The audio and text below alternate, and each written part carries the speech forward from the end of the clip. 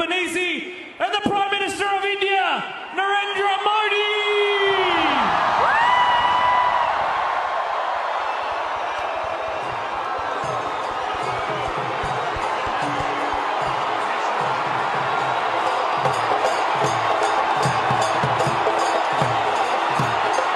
अगर इंडिया के prime minister की बात करें, कभी वो जाते हैं जापान में, वहां पे बहुत वार्म वेलकम किया जाता है। कभी वो जाते हैं पपुआ में, वहां पे बहुत ज्यादा वार्म वेलकम किया जाता है। इवन पांवों को हाथ लगाया जाता है, रिस्पेक्ट इतनी दी जाती है।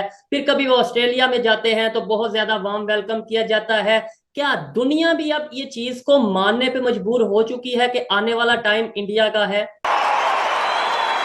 Prime Minister Modi is the boss.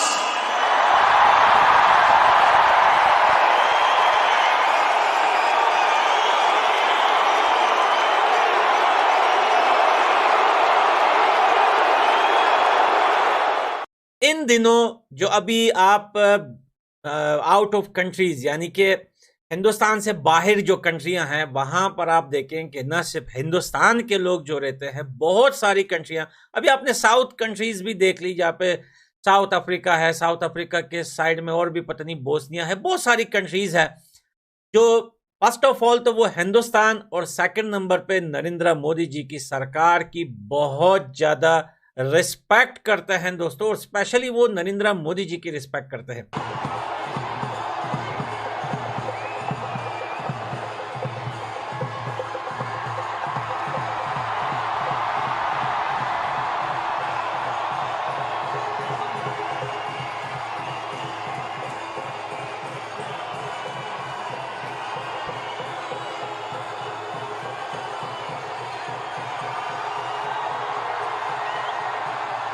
Bharat के वज़ीर आज़म जो नरेंद्र मोदी हैं, उन्होंने क्या ग्लोबल लीडर की तरह एक्ट करना शुरू कर दिया है? ये एक बड़ा इम्पोर्टेंट क्वेश्चन है। अभी देखें कि for example prime minister Modi जो हैं वो G7 के विज़िट पे गए जापान में, फिर पापुआ न्यू गिनी गए, फिर जी forum for India Pacific island cooperation, फिर ऑस्ट्रेलिया जा रहे हैं।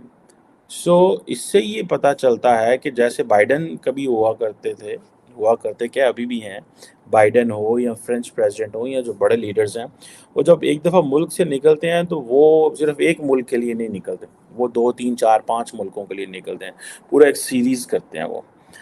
तो मोदी साहब जो हैं वो भी इसी तरह जो है वो एक सीरीज़ ऑफ विजिट्स करते हैं। वो ऐसे नहीं है कि रास्ते में ही रोक गए तो आ गए तो वापस, इस तरह नहीं है। ये this is how he is acting and behaving. Last वाला जो है एक्शन बड़ा जबरदस्त था, लेकिन एक चीज माननी पड़ेगी, नरेंद्र मोदी जी इस उम्र में भी भाई इतनी सारी चीजें अपने दिमाग में याद रखते हैं भाई, ये बहुत बड़ी बात है यार, सलूट है। इतनी सारी चीजें मैं देखे ये वीडियो 2 बार देख चुका हूं। पहले मैंने इसकी पूरी वीडियो देखी, फिर मैंने ये क्लिप निकालकर मैंने कहा इस पे एक रिएक्शन वीडियो बनाया जाए, मेरे को काफी ज्यादा अच्छा लगा। मैं 2 बार देख चुका हूं, मेरे को फिर भी दिमाग में नहीं बैठ रहा कि इतनी सारी चीजें जो हैं वो मोदी जी ने सवाल पूछे और सबने नारे लगाए, काफी ज्यादा अच्छा लगा। और दोस्तों उम्मीद यही है कि एशिया में अगर एक बड़ा देश हो, एशिया में एक सुपर पावर देश हो तो वो हिंदुस्तान हो।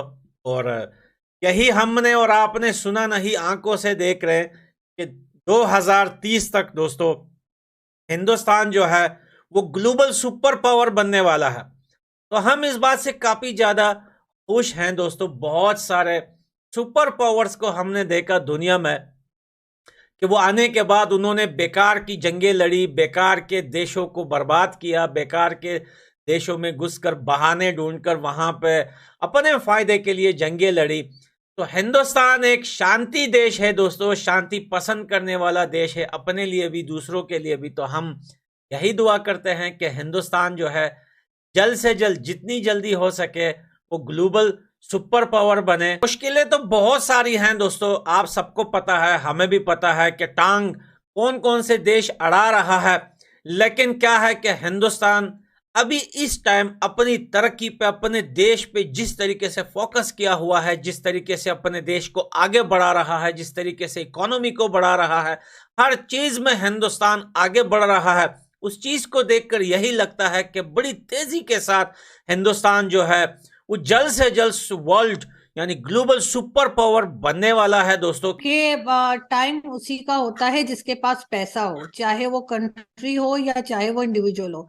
हमारे यहाँ उसी चीज की रिस्पेक्ट होती है और होनी भी चाहिए। लेकिन इंडिया ने बहुत मेहनत की है, बहुत अपना काम किया है, जिसकी वजह से वो आगे गए। ऐसे ही तो नहीं ना कि हमारी वाली हालत तो नहीं, हम तो उसमें से लोन में से ही नहीं निकल रहे, इधर से कर्जा पकड़ते हैं, उधर पकड़ा देते हैं, दूसरे से लेते हैं, तीसरे को दे देते हैं।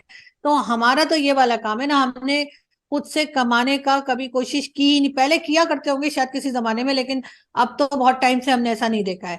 हमारे यहाँ फैक्ट्रीज बंद हो चुकी हैं जिसको खोलने के लिए हमारे यहाँ कोई तैयार नहीं है और ना ही कोई कोशिश करता है। ट्रेड हमने बंद कर रखी है। अगर पाकिस्तान हो चाहे कोई घर हो, आप उसको धार पे कितने दिन चला सकते हैं? कितने दिन कोई आपको पैसा देगा और कहेगा कि ठीक है अब आपके यहाँ फ्लड आ गया, अब आपके अर्थक्वेक आ गया, कभी कुछ हो जाता है। आप इस तरह की चीजों पे पैसा मांग मांग के कब तक चलाएंगे?